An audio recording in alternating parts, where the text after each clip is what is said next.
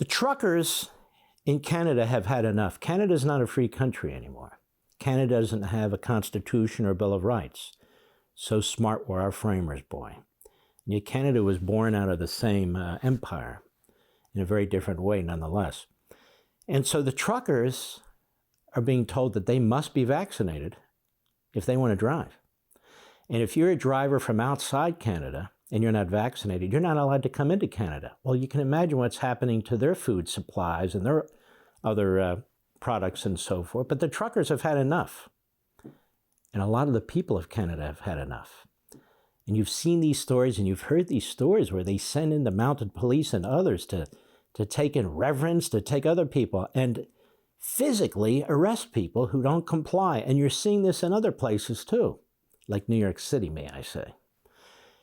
Anyway, the truckers are fighting this vaccine mandate, and they're going to march on the Capitol in Canada by the tens of thousands and try and shut down that economy. Take a look. Go. The federal government's handling of rules around truckers and vaccination status is now causing some to blow the horn. Organizers and participants coming from across the West with a strong message. Drop the mandates across the board for every single man, woman, and child across Canada.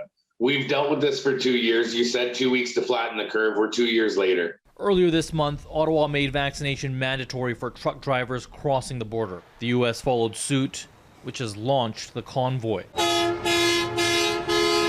Despite the Canadian Trucking Alliance disapproving the demonstration, supporters have chipped in more than $3.4 million for a GoFundMe campaign to help pay for the journey. It's divisive. We're really alienating big pockets of our population with some of these mandates. And whether it's justified or not, it's hard to say.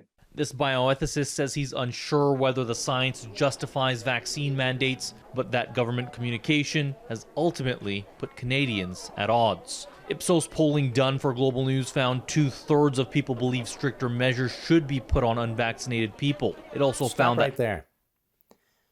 And that's the problem. This is how you get totalitarianism in so many free countries. 2/3 of the people just go along and they don't want to be bothered. Even in the United States, it's really unbelievable. Go ahead. I think government should put a health tax on people who are unvaccinated. The Conservative Party leader was asked whether he would meet with truckers when they arrived on Parliament Hill, but didn't answer the question. The new measures ultimately mean up to 26,000 fewer truck drivers are able to cross the border. Aaron O'Toole says that could lead to fewer items on shelves and higher prices. So we can't have policies that make that even worse, and we can't raise taxes. So that's what we've been advocating for responsibly the last few months. The convoy is expected to reach Ottawa later this week. Want to see more? Sign up for Levin TV.